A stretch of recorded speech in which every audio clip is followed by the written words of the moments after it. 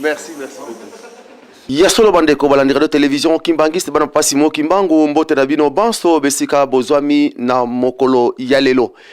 Yasolo ezali sengo mingi mpo ete ndenge na kolobaka yango pe merci na bolingo bokolakisaka epai na ngai pe ekipe mobimba ya émission masolo ndenge bokokotisaka biso na kati na bandako na bino mpona kolandaka ntango nyonso émission oyo bino bokolingaka mingi émission ebengami ete émission masolo. Lelo masolo na biso ndenge ezali bomesano na biso tozi masolo na biso mpona kolobela pamba te toyokaki ndenge bato bazali koloba ba brésilien bazalaki na nkamba na mois de juillet. Lelo nde masolo na biso tokolobela likambo oyo toyambaki ba brésilien na mboka nkamba tokoyeba likambo yango ezalaki ndenge nini. Yango wana bana papa Simo Kimbangu na mokola lelo nde tokangeli bino ndeko oyo bino bolingaki po ete tosola masolo yango nde lelo ngai ndeko na bino papa Lambert Makwemi mo pe équipe mobimba émission masolo toye na esika oyo na ntina mosusu te po ete tokoka kolobela masolo na maye oyo tozalaki nango na nkamba na le 8 juillet. Yasolo ezali wa bino ndeko papa Lambert Makwemi mo na lisungi ya papa Edi Zolandonga tomoni mama Fifi Ndongala pe papa Tony Diangenda bango biso nyonso tozali na kati na émission masolo nde topesi bino mbote pe merci. Mbala moko tokende na ba cameraman na biso papa Edi epai yazali mama Fifi bango nde bokozwela biso mopaya na biso po etoka kolobela likambo oyo tozali nango na mokolo ya lelo. Papa mbote nayo. Mbote papa Lambert. Merci Yasolo papa topesi yo merci mingi pambate olakisi bolingono epai na biso bandeko na yo na kati na émission masolo ratelki oyo royebaka la radio télévision kimbangiste pe opesi biso opportunité oyo po ete toya tokutana na yo tosolola masolo ya monene papa Simo Kimbangu. Yambo to banda émission na biso tolingi liboso yo o se présenter pambate bandeko azali kolanda biso bayeba équipe momba émission masolo pe papa Lambert na mokola lelo ayambi nani na plateau na ye yangwana papa tokosenga na yo o se présenter liboso simato bandi émission na biso na pesio maloba. Merci beaucoup papa Lambert na maloba aussi di kopé sangai na kati émission masolo. Alors présentation na ngai kozala bongo mokuse comme na ngai papa Tedi Itao nazali bongo mwana ya papa Simo Kimbangu. Et navani na mboka France to sala kama misala ko sunga pe bande ko nakata mboko yo nazali na chef d'entreprise nakata mboko yo. Merci papa na Monique ya solo to uti kolanda yo na ndengo uti ko mibimisa to lingi to yeba lipusa pamba tezali la ratelki oyo ko yoka no sur la radio télévision kimbangiste to lingi to yeba soki ozali kimbangiste ou pas. Nazali mwana papa Simo Kimbangu. Non mais tolingi te ozali mwana papa Simo Kimbangu ya solo. Papa Simo Kimbangu alobaki ke mokili o ezali ya ye. Biso nyonso tozali bana na ye. Mais pona kozala mwana na ye pe ezali ke ba oyo bazalaka na kati na ye oyo bandimi ezala pasi to esengo bandimi kolanda ye e bazwi batisimo na kati na lingomba na ye. Yango wana tokobengaka azali mwana papa Kimbangiste. Pamba te kozala mwana naba o bazana libanda bazali bana papa Simo Kimbangu. Mais oyo andimaki komema kuluzu na ye ke kozwa batisimo na kati na lingomba na ye yango tolingi toyeba soki ozwa pe baptême na kati na lingomba oyo okobengama ozali chrétien kimbangiste yango tolingaki toyeba. Question na one salami et pesa misu malamu koleka donc je ne suis nazali na baptisé na kati ya église kimbangiste te. Donc soki ali koyeba Kimbangiste n'a pas baptême na kati église, je ne suis pas encore baptisé na kati église papa Simo Kimbangu dans l'église Kimbangiste mais ali moi na papa Simo Kimbangu pour pas battre papa kolobaka mingi que bana na mingi bazali banda et le temps que bana na ba ya est commis dans ali moi na papa Simo Kimbangu mais ali na nous baptisé te. Merci ya solo bandeko balandi radio télévision Kimbangiste ndenge to uti koloba to uti koyoka papa Tedi Itao ya dalina nu Kimbangiste te kasi to kosola masola ban ya monena papa Simo Kimbangu. Papa Tedi ya solo na ebite na kobengo papa Tedi ou bien ndenge nini? Oui, bien, papa te dit. Merci Tokoro Banda émission Nabiso. Il y a solo tout le monde qui est en tête, il y a une forte délégation où il y a qui est accompagné qui va brésilien na mboka Kinshasa pe Nkamba Jérusalem. Okoki kolobela biso pour ko présenter biso association na bino ou ba structure na bino ezali ndenge nini. En fait, il y a solo tout le monde qui délégation brésilienne na mboka Kinshasa pe na Nkamba. Et quand même qui bongo na bandeko na collectif ya bandeko donc kolobak association moko ezala kité kasi to qui poussé selon ngai na molimo centre ya papa Simon Kimbangu na ndenge que bandeko to sangana pona ko komema bandeko ya Brésil na mboka Kinshasa pe na Nkamba pona ko découvrir spiritualité na biso ba indo ba congolais puis ba africain en général. Merci Yasolo, mais tu as une association ou bien zali pambate tout le monde qui vient vous moi un groupe moko boye, on dirait que zali qui association mais zali association té. Non, ce n'est pas une association, zali dynamique moko se créa qui autour ya projet wana et sali que bandeko nyonso to chaki motema pe makasi na biso kokokisa likambo wana to sanganaki poto mema ba brésilien na mboka Nkamba pamba te likambo wana ezali tellement motuya ezali ko sala partie ya ba prophétie ya papa Simon Kimbangu wa lobaka e bandeko baike ba o to sala kina bango bazali solo na kati église kimbangiste o bali baptisé na sens ndengolobi pe ba misusu bazalaki tozali ba kimbangiste te na sens ko baptême na kati église kimbangiste mais on se retrouve tous na kati ya état d'esprit ya papa Simon Kimbangu. Merci papa Teddy. Ekozala nange sengo mingi soki pe kokotangela biso ba kombo ya batu yango pamba te tomona kibino tokomona na bililingi na bande kozali kolanda biso tokomona ndenge nini délégation yango ezalaki tokobana na banda na kati na avion tomona ki yango et tokiti na Kinshasa toke na Bukama toketi centre d'accueil tina Nkamba tomona ki me kozala pe na sengo mingi bande kozali kolanda biso ba okoka pe kotanga ba kombo ya bato yo bazalaki na yo elongo na délégation wana. Ouais, ils ont essayé de natanga ba kombo ya papa bengi balongi hein to bundi elongo na makasi ya molimo centre na ko insister parce que zala ki facilité pour que bandeko to mi pesa motema pona ko réaliser yango ezali bongo na ndeko Adelar Kiala ndeko Matufwana Deberi ndeko Stanislas Longo, ndeko Lubin Kadima, ndeko Doudou Crispin azalaki na kati ya délégation, ndeko Itao Noeli, ndeko Ngai Moko na bandeko basusu oyo batikalaki na mboka poto mais oyo bazalaki na makanisi na biso où on a travaillé ensemble où on était tout le temps en contact bien qu'on soit toza la musika to yakina bango to ali bongo na ndeko Julien Bolingu to ali bongo na ndeko Papa Wali to ali bongo na ndeko Raphaël Malolo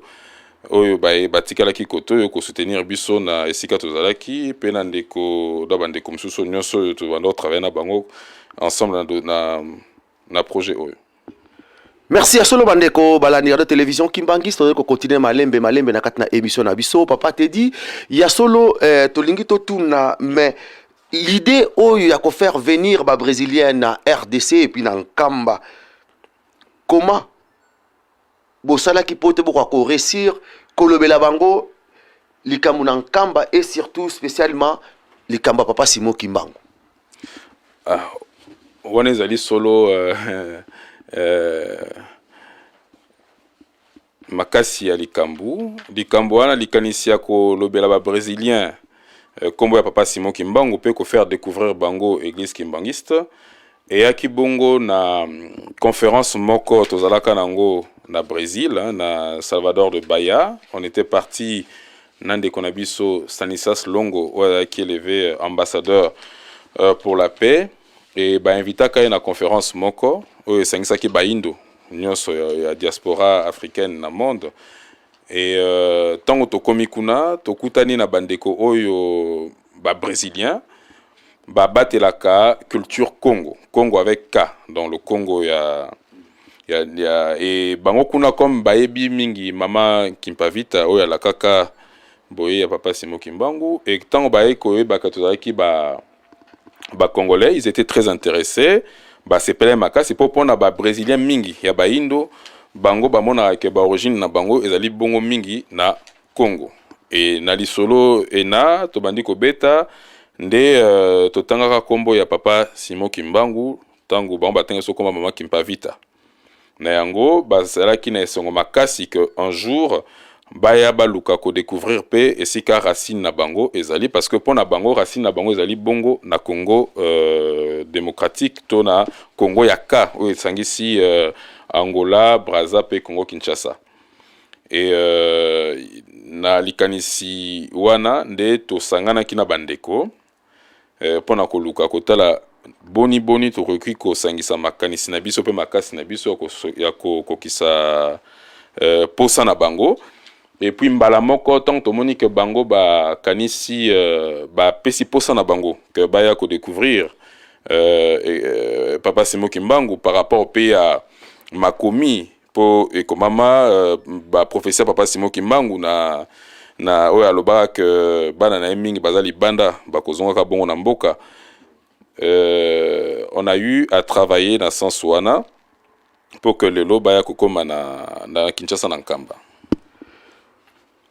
Merci ya solo bandeko tozali kokende malemi na kati na émission na biso ndenge boyebi yango ezali émission masolo oyo ekopesa makawa bino ndeko papa Lambert Makwemimo ya solo papa Teddy tokokende na yo kaka malemi na kati na émission na biso mais tolingi toyeba ndenge nini bosalaki po ete bo rentrer en contact na ba brésilien. Précédemment na réponse on a topé ça na question utiko les kasiko donc on a passé une partie réponse. Ezalaki manini voilà na recompléter réponse nangai donc na auto lo bande qu'on a biso moko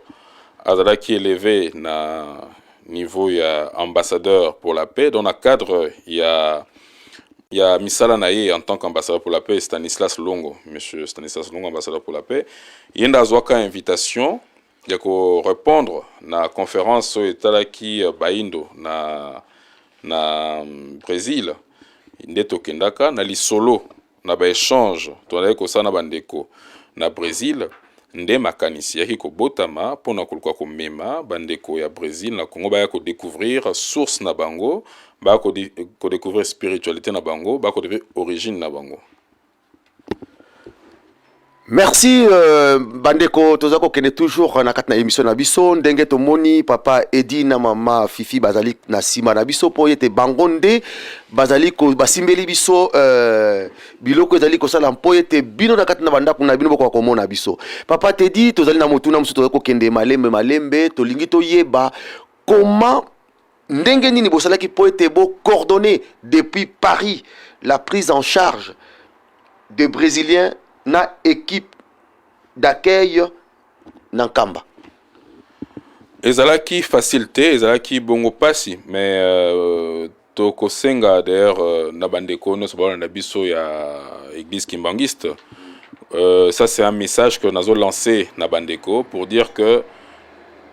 tozali bozali na sika ya solo pambate tozu penza soutien makasi papa Simon Kimbangu Kiangani.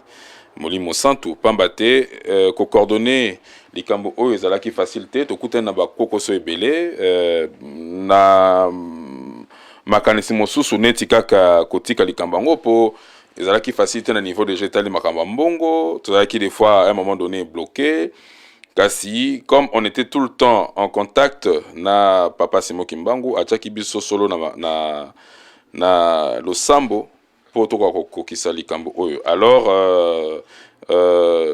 mutameka ki ko coordonner likambo à partir à Paris ezali bongo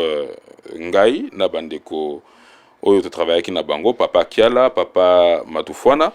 de Berry donc on a eu à coordonner likambo à partir à Paris tina ndenge to komisango na Nkamba.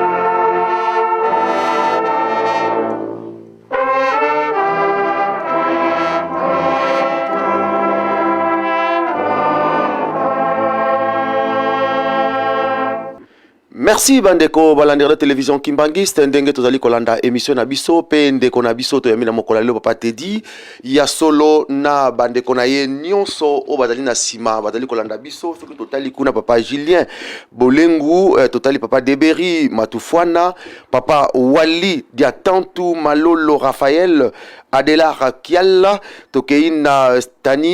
Stanilas Longo Duda Mbengoni et puis Lubin Kadima. Bango nyonso bazalaki na biso bazali kosala ete po ete masolo na biso na mokola lelo evanda pona kolobela likambo oyo ya ba brésilien ndenge ni bakomaki na mboka nkamba Yerusalemi. Peto kozonga mbala moko na papa Teddy po ete to continuer ba émission na biso papa Edi zala na biso pembeni po ete kozwaka ndeko tozali na ye. Papa Teddy na kanisa tozali kolanda yo na bolamu notre pe bokebi nyonso na ba mituna oyo biso tozali kotuna yo. Mais motuna biso tozali kotuna yo tolingi toyeba objectif poursuivi na lingna lobake intérêt ya ko accompagner ba brésilien na nkamba. Wana tozali nango bezo poto ko kolobela biso. Objectif poursuivi pour Nabiso Yako, mais ma brésilien, Nankamba, ezali na deux volets sur Nagoyo Kolobaboe. Voilà liboso, ezali ko faire découvrir nanu spiritualité Nabiso Baindo et surtout Nabiso na Congo. Parce que Nzamba pesi biso moboma mi monene to ali na kolo Nzambe na kati ya mboka na biso. Et tango to komona ke na ba ekolo misusu ba kokumisaka banzambe to ba spiritualité na bango, ça va de soi que biso automonique to ali likabo nzambe to lakisa pe ya biso likabo et pas ya ba misusu nzambe babomba ka ete nzambe il faut ko panza il faut ko lakisa nzambe pour que mutu na mutu ame ako tirer intérêt ya ye akozwa lobiko yango objectif na biso ya kitu ko faire découvrir bande ko na biso ya Brésil o bakenda na boumbu mikolo bambula na bambula ba ko découvrir source na bango bonzambe na bango na origine na bango. Voilà qui objectif à liboso. Deuxième objectif tozali ko poursuivre na wana poto salaka voyage moko na janvier ya mbula oyo na 2015 tokutana kana papa Simo Kimbangu Kiangani tozalaka bongo papa Teddy Itao ngai moko tozalaka na papa Lubin Kadima na papa Raphaël Malolo tosoloaka na papa pe papa lobaka na biso eloko moko motuya alobi na mboka nkamba ba oyo ezali abo ezali lokola ba chapeau et que ça a besoin batu batonga nkamba et tant to komona nkamba tozomona comment est-ce que bande ko na biso ya église kimbangiste bazali ko bundana na kotonga komi pesa pona kotonga mboka ya nkamba na système na bango ya Ntintiani, c'est un système qui interpelle tout le monde, c'est-à-dire que ceux qui doivent kotia ko apporter moins un plus na biso pona ko participer na kotonga nkamba et ko zala sengo mingi pambate to ki ba na biso nkamba ali Nouvelle Jérusalem dans mon namta ko luka tirer profit na ye na place na Nouvelle Jérusalem yango to maki bandeko ya Brésil na voler mususu ezaki que soki bakoki ko aider biso na ko pesa mwa loboko pe ko tonga cité sainte et ko zala sengo mingi pona ecclesia kimbangiste pe na biso bandeko banso to ekolanda papa Simo Kimbangu Kiangani. Merci papa Teddy ndakanisa nazali kolanda yo pe bandeko bazali kolanda biso mais nayebi Ozi ba contact na ba brésilien mangomba ezali belé en plus oza kimbangiste té na mouvement au komi kimbangiste té ozali sympathisant kimbangiste na yete to kokoloba mais on dit papa Simo Kimbangu mangomba ezali belé mais pona nini yo poni kaka église kimbangiste po ete oya na ba brésilien oyo ozi contact na yo moko mutu moko atuni yo te mais okamati bonko ko yena bango na église kimbangiste pona nini. Bon, réponse wana ezali na kosekisa o mwa muke tant koloba pona nini mangomba misusu te kaka église kimbangiste mais ba kimbangiste oyo bozali jana kati yo bo comprendre vision ya bonzambe boko benga ke te papa Simo Kimbangu ali molimo santu muto akambaka bato o muto ayebika ali na valeur chrétienne et ali molimo santu ne muto kambaka bato. Et de fois, le raisonnement ya bomutu et ya bonzambe plutôt ya molimo santu et dépendant d'entendement ya bato. Et ce que dit que tout ça là qui pour une église kimbangiste pendant que même bandeko brésilien comme on a dit tout à l'heure dans bandeli bandeko brésilien ba yebi lisolo ya mama Kimpavita bali batu o bali ancré na o ba komeli pena makama bonzambe ba luka ko ba racine na bango et tant que moni que to ali na église moko ezali na passé o ba prophétie et lobamaka banda 21 na tango papa Simon Kimbangu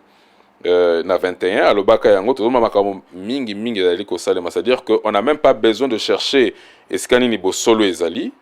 que kota na ba acte pour se dire que ce qui est sika to ko apporter en plus ezali bongo na sika oyo nzambe yemoko ali ko se manifester sika nzambe moko avandi.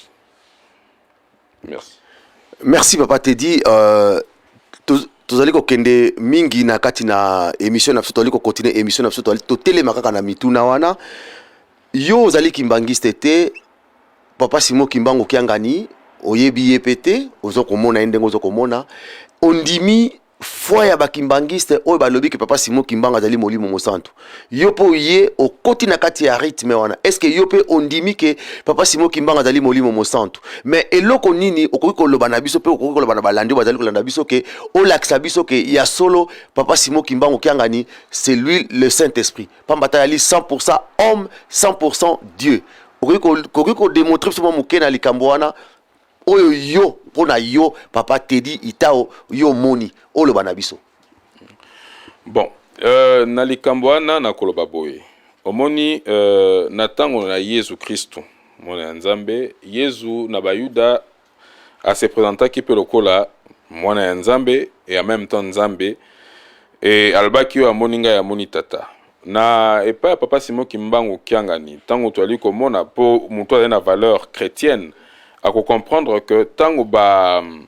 événement tout temps ma bomba mi ali ko monana et puis ali ko salema c'est pas donné à tout le monde kako kisa makambo ezali ko salema ngai personnellement eloko e motiver ngai makasi que na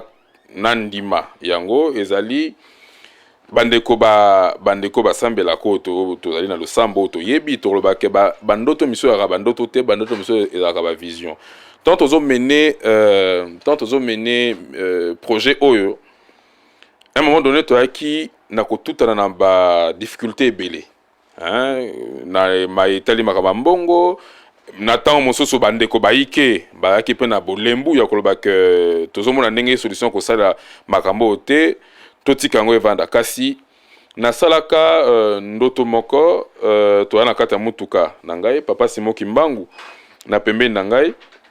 ngai na liko pusa po ndeko msusu na mdoto na monaka po na sola pe na ndeko yango bien avant kutu que makambo eko kisama ya ka bongo ndeko deberi matufana ya za ka bongo na sima na ngai et to komi na esika to nazo pusa na mutuka papa Simon Kimbangu kianga na pembeni abi na ngai na kota na droite na koti na balosi mutuka na koti na droite kota na droite lisusu na koti lisusu na droite to nazo koma na droite liboso na ngai molili makasi donc molili pena molili boso nazo mona sur le côté comme na yaki na volant wana na ndoto na yaki na volant na bangi molili nazo mona nzela te abina ko banga te moteur ekataki automatiquement abina ko banga te démarrer le temps na démarrer ndeko deberi wa yaki na sima a poussa neti na pemela lito ya papa papa tolo banaye likambongo papa lobi na ye siko na notengonga ekoki na note et na lamuki il était 3 heures du matin. Na tongo na bengi ndeko deberi na bi oh metali comme na est-ce que yozani kambolo banangai abi papa tenani kambolo banaote na ebité et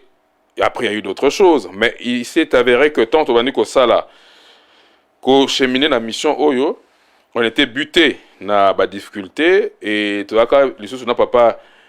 deberi na kata mutuka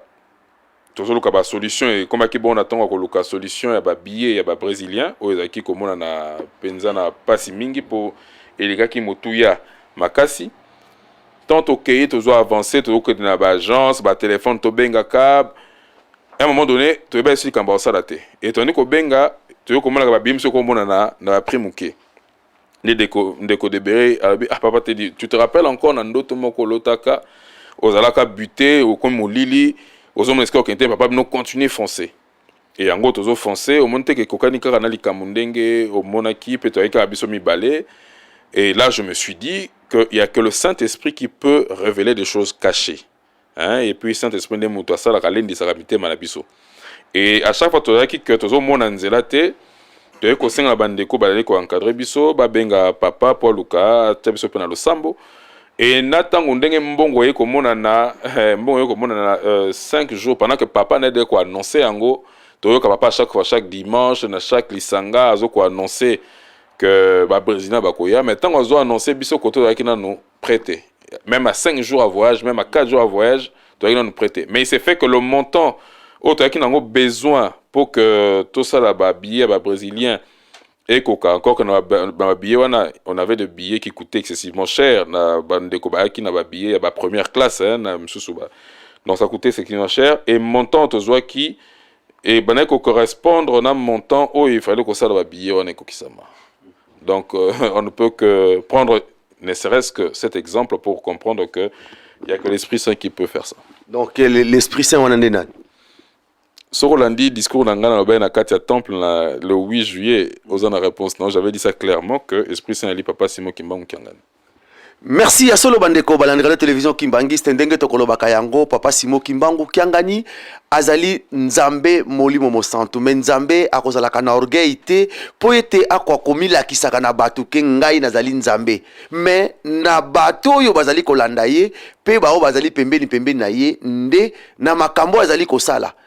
yango nde kolakisa ke ya solo azali Nzambe molimo mosantu l'incarnation ya mfumu Kimbangu ndenge papa te di auti koloba na biso makambo na ye témoignage monene kasi alakisi monene papa Simon Kimbangu Kiangani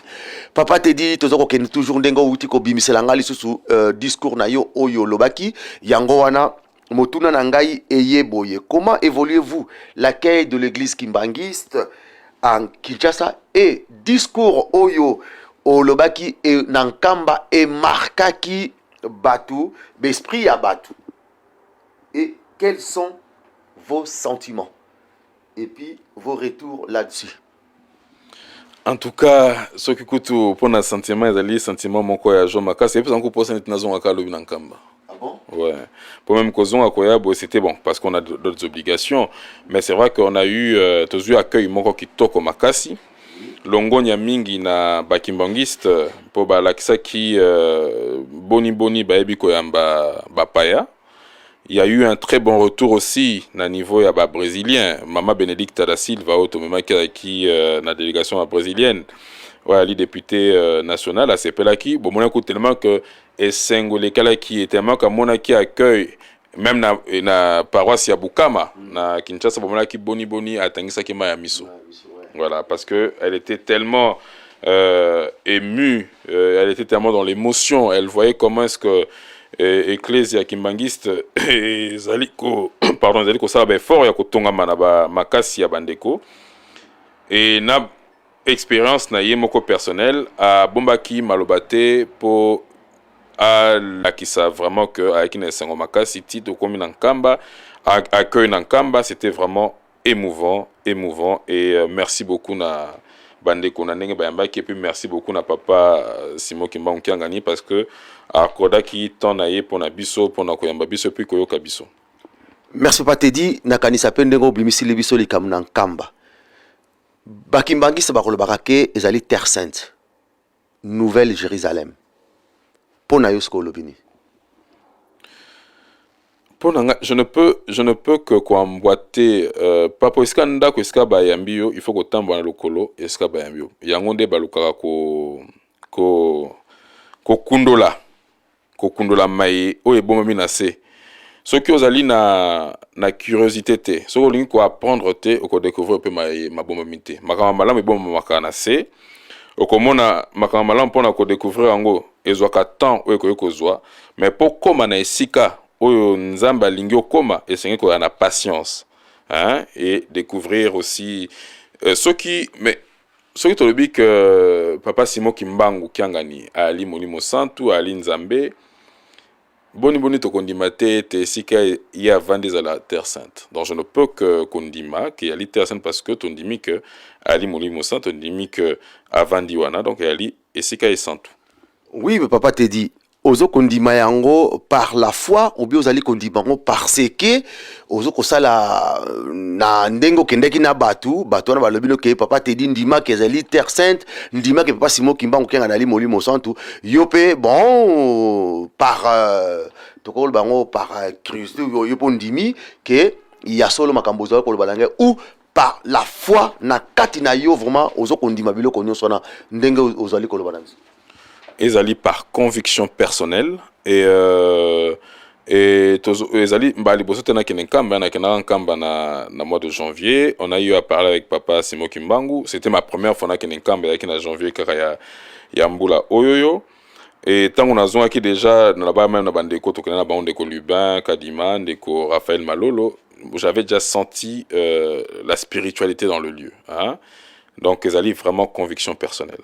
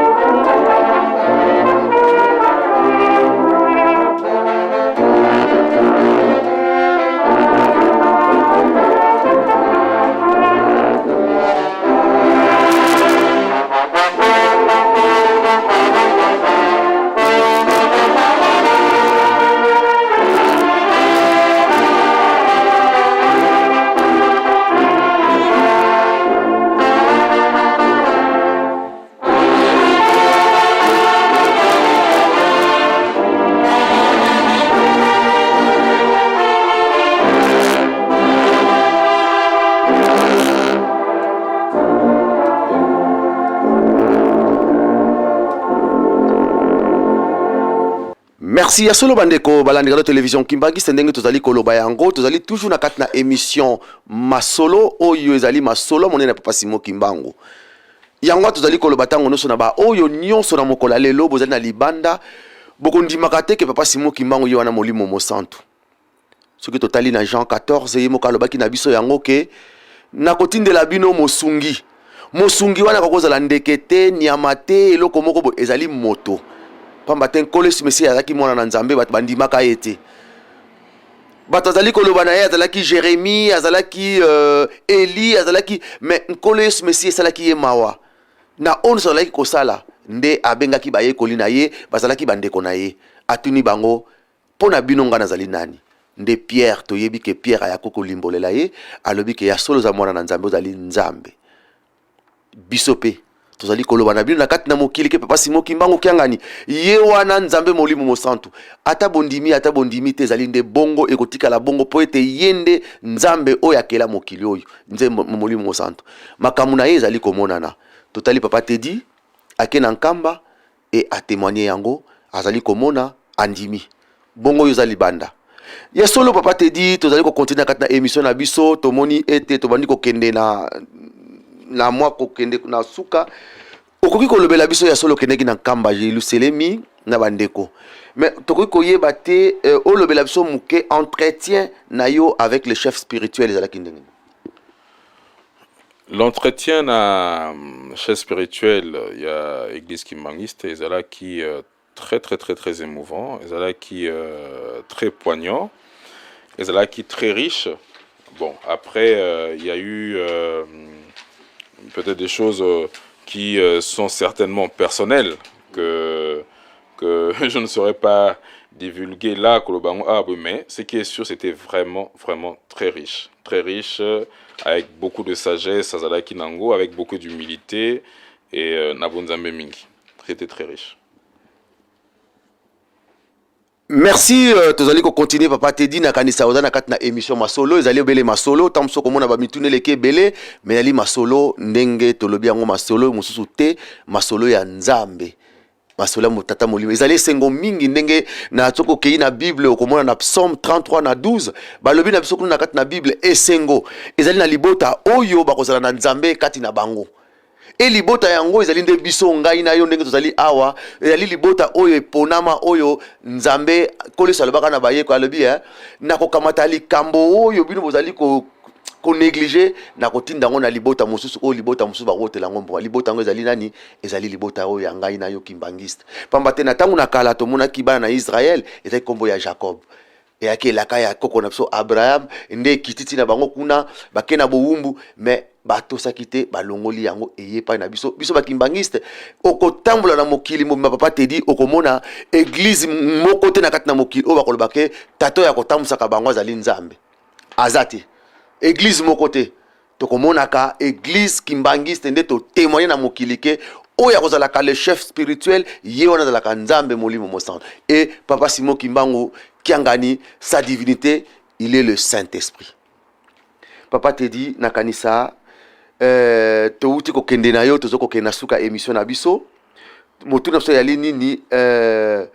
ndenge nini ozali ko compter pour na ko présenter na chef spirituel papa Simon Kimbangu kiangani et au fidèle Kimbangiste ba désir oya yo ya ko poursuivre ba coordination des non-frères brésiliens. Na maloba na pesaki na interview na lekaka na Kinshasa et pas à Lushima et même na Kamba na kata temple na discours na ngai na lobaka liboso ya bato pe na liboso ya papa Simon Kimbangu kiangani kena kozala bongo ambassadeur que nous pas que moi hein, bon que nous l'ensemble collectif bato na soto sali bande ko na soto travailler na kati ya dynamico pour que ba président ba na Kamba pour ko kisama prophétie à papa Simon Kimbangu à 21 tolobaka boye na maloba na zwaka que tozala ba ambassadeur ya papa ezala na ba conférence ezala na Facebook ezala na télévision ezala na ba émission ndenge to ali ko sala yango moni je n'ai pas froid aux yeux pour redire ce que j'avais dit en cambo encore na télévision, c'est-à-dire que la coordination va continuer, on va travailler na sens on a pour que Nzambe na bokasi na emoko asunga pepe zo makasi na bolingo surtout pour que toko rekomisa maye oya ko linga pe ya bongisi na relation ezali établie entre Kamba na Brésil. Pour na makasi na miso moko bato toko sala peut-être moi lo lendo mokie toko zana ko lemba mokie to zana ko benda na mokie kasi na bolingo na emoko Nzambe ndaye bindenge ni ko sala été qu'il y ait une poursuite, il y a relation qui établie dans Kamba et puis ndenge moko bongisa lobi ndenge kokende. Merci papa Teddy tozali kokende suju na kati na émission na biso tozo kokende na suka émission na biso motuna na nga mosusu na kotuna yango pamba te tomoni ete ndenge no solobeli biso tozali nango na esengo mingi na ba mituna pe ba réponse na yo ngai na sepeli équipe mobimezali ya kosepela pe bande kozali kolanda biso pe bati koti na kati na bandako na bango balali pe na esengo motuna so yali boye avez-vous d'autres ambitions et surtout ambition au Yamonene de devenir kimbanguiste et on s'est lancé dans ma carrière en Mosusu, exemplaire dans la communication et dans le management et puis Nabilo comme Mosusu quoi, yo Monique ko lancer nan. Un homme ou un être humain qui ferme la porte dans l'ambition, c'est-à-dire il faut poser la son ambition. L'ambition est toujours en tant qu'être humain, mais ambition peut kokisama et sengeka kotia elikia na nzambe. Seul nzambe ndemutaebi lobia mutningzali. Mais ambition ezali. Je ne ferme pas la porte sur des ambitions. Et car on a quatre ambitions comme kimbangiste ezali kaka na ekokisami ya molimo santu ndenge nzambe akobongisa na tangu na ye na po ya dali mettre ya temps pe ya circonstance dans tango ya kolinga si ça doit se faire ça se fera. Merci papa Teddy na kanisa tokomi na suka émission na biso tamso tozana likamu mususu koyi koloba oyo biso to tunité okoyi koloba na biso yango tamso Monique papa Lambert motuna oyo angako tuna biso ma tuni biso yango te to pitikeli yango tamso ko koloba na biso. Bon eza pena motuna te mais ali souhait ya ko senga na papa Simon Kimbangu oyo azali mokambi ya ecclesia kimbangiste asunga biso asunga jeunesse na biso pe asunga groupe na biso oyo tomemaki likambo oyo tina nkamba totika la solo na bolingo na unité et puis na esprit ya koluka ete tokomisa tina suka posa o papa zaki na papa senga ki alobi que biso na Brésil to ali solo bato bako sala que lobby essor ya Congo salema pe essor ya mokili esalema donc po esalema dali likamoko ya mukete monguna tangu promesse ya nzambe pesa maka monguna pa la pemeni ba attaque pesa la pemeni et to ali ba tourner faillible mais kaka na losambo ndeto ko kolonga et puis losambo ezali lipa ya mokristo. Les potos tola lipa wana malamu comme tokutana ki na yemoko comme yemoko alobaye ke total ndenge to liko tambola tokosenga en tout cas na ye na kombo bandeko nyonso azala c'est liboso ya projet oyo et puis yemei alindisa mitema. Merci papa Teddy na kanisa na koko baksa susuma motuna oyo tomona kibino na délégation na bino bozala ki toujours accompagné ndenge zala ki posa souhait ya sa divinité le chef spirituel papa Simon Kimbangu kiangani bozala na ratel ki pembe na bino peut bomona ki ke bozala ki na équipe ya émission masolo tout au long ya séjour na bino et puis tinankamba mais okoloba sikoyo nini na ndenge omona ki travail na bango pe misala na bango yo mona ki ngondenge. C'était remarquable, c'était un travail parfait et avec efficacité moko yamakasi et yango nako senga vraiment merci parce que musala yango euti nankamba to batami to kotina ba banzela misala na basa mai mais na papa Lambert en tout cas pour na papa Simon Kimbangu na invité okowa pour na po ekti ko dénicher na nzela musika kulukaka kolanda basango oyo kozala ya fresh et puis ba sentiment oyo biso baye misusu peut-être que to komina na kati ya église Kimbangu c'était oyo tozui toyoki tomoni pour na église et ratel ki ali ko sala musala makasi parce que ngai makamu misusu ya église nali ko découvrir ngo na ba vidéo botiaka na etando ya internet et boyali kosala musala ndenge sengeli yango na mon efficacité à maman Fifi, na mon efficacité à papa Eddie, na mon efficacité à papa Tony, et puis na mon efficacité à papa Lambert. Donc longo nya na musala boyali kosala. Merci papa Teddy pe équipe mobimba to pesi merci na ndenge bon moi ba flair oyo uto ba kela biso ezali sengo mingi pamba te to kozala pe na posa nango mais yo bimiseli biso yango na kanisa na ngai ndeko na yo papa Lambert pe équipe mobimba papa Eddie Zolandonga o Monique les grands caméramen oyo asimbi caméra na kati na mboka Paris pe to moni mama Fifi kuna oyo pe ye pe journaliste pe asimbi pe caméra to moni papa Tony ye côté graphique ezali na maboko na ye et to moni papa JP Biboko pe tozana ye tokobosa na pe mama Lydia te pamba te soki na côté Facebook tokomona kama kamsa ratelki ezali kuna papa nini okokolo bana bakimba bato yo tina mokola lelo nanu bayibi papa Simo Kimbangu kiangani te pe bato yo bazali kaka na esprit ya critique tina mokola lelo conseil nini yo papa Teddy sympathisant Kimbangis okokopesa na bango poto si sa émission na biso. Bon, conseil Ali simple, hein, arrêtez de critiquer avant de découvrir la chose. Moi, comme d'ailleurs papa Lambert Azolo Bayango, je suis sympathisant kimbangiste. Je ne suis pas kimbangiste, mais je suis sympathisant. Il y a déjà un pas. Il y a déjà un pas de fait. Et pourquoi est-ce que j'ai accepté de suivre ou de la spiritualité kimbangiste? Parce qu'il y a eu quelque part le quart, j'ai écarté cet esprit, il y a critique. Pour mieux critiquer, il faut comprendre, être dedans et savoir mieux critiquer ou encore mieux analyser les choses. On ne peut jamais analyser certaines choses dans sa profondeur en étant éloigné de certaines réalités. Donc, boutique à critique, boya, beau comprendre, ça ne coûte rien que de venir assister ou encore découvrir certaines choses. D'ailleurs, une personne intelligente, c'est celle qui sait apprendre, qui sait venir vers les autres et découvrir ce que les autres ont comme ressources, ont comme faculté de nous apprendre certaines choses au bis peut-être que tu peux ignorer. Voilà.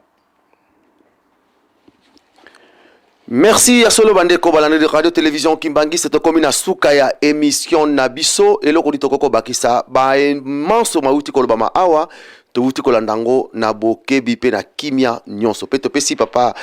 itao Teddy merci mingi na ndengo ya bibiso pe to pesi yo merci na simplicité oyo la ki se pa na biso pour la kisaka yango to moni yo tout au long ya séjour na biso na mboka nkamba o la kisaka yango devant chef spirituel puis o mataki na ngwende o lobby oyo discours le baki et marquaki bakimbangiste encore une fois merci beaucoup toko souhaiter kaka papa Simo Kimbangu kianga nazala na yo pe asimba yo na trajet na yo nyons na place de toko kende makamu na yo ezala na kimia pe salama posa na yo po ete papa Simo Kimbangu kianga ni asepela pona bande ko bozali ko landa biso na kanisa bo uti ko landa biso na kati na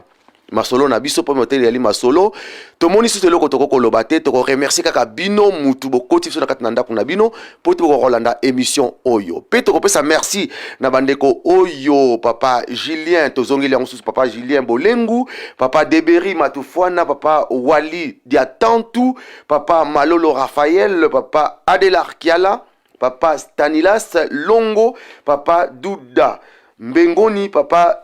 Lubin Kadima bandeko pe bandeko mosusu tangite tokobosa na te ndeko na biso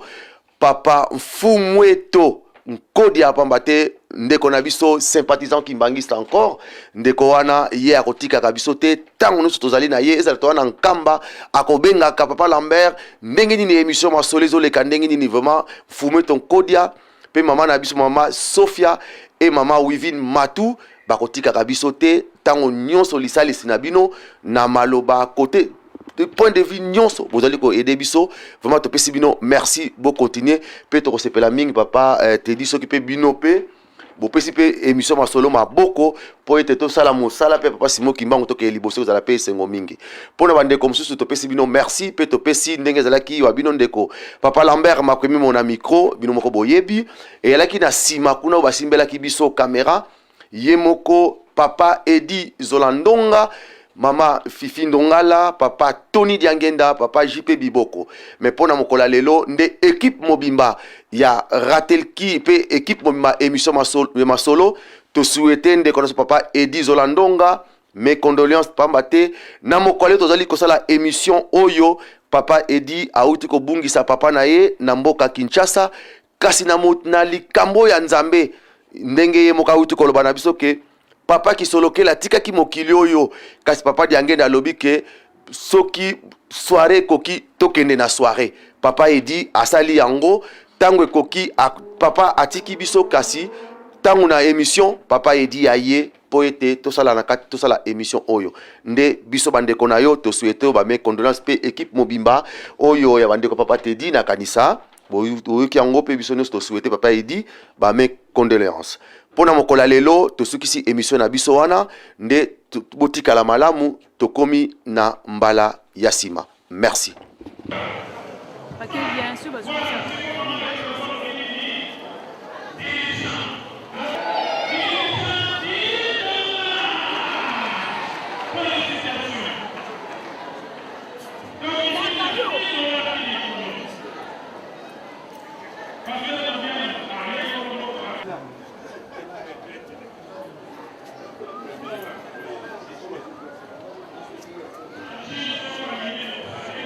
Programme.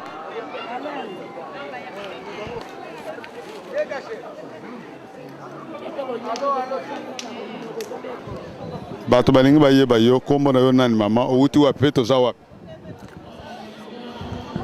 Ngala za mama Mati, mama future député, naza mundimi, naza selili ya opala. Toyawa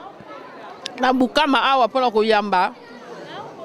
Bapaya la biso ba uti Brésil. Baye kota la biso.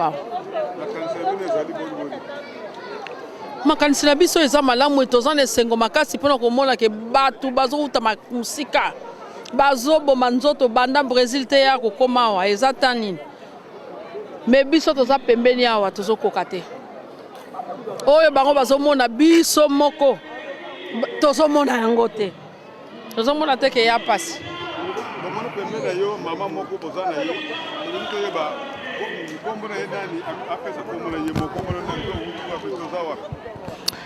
Bonsoir, comme la maman Germaine Bidi, Nazara na Paris, France, na paroisse Saint-Ouen. Et na outi France, toye pour la fête na biso le 8 juillet tanga marqué biso bana papa simo kimba okiangani toki tomata kankamba l'air nyoso na dato bolelo tozana bukama poto yoka eketo yambi mokonzi monene auti na Brésil yango nde toye na bukama. Tomona ki mama wana lelaki est-ce que yo mona ki yango impressionné za ndenge? Kolelo ya leli ezele kolela moko ya esengo andimaki te bon toyebi te loni ya moni pokintwadi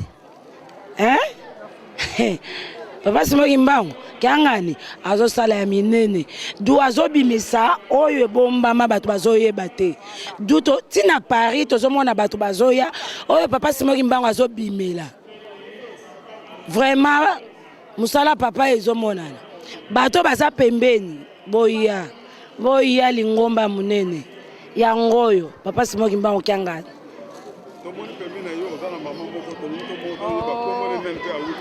mama oyo kombo na ye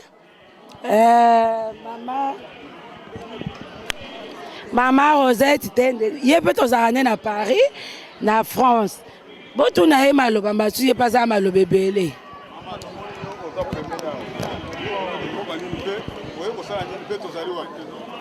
Ngai mama Tenda Rosette na mama surveillante na France Saint-Ouen paroisse à Saint-Ouen tout na France toye poto ke na mboka ya Nkamba pour na fête le 8 juillet atona paroisse à Bukama paroisse na ngai pour na zamona Bukama paroisse na ngai na sepeli mingi.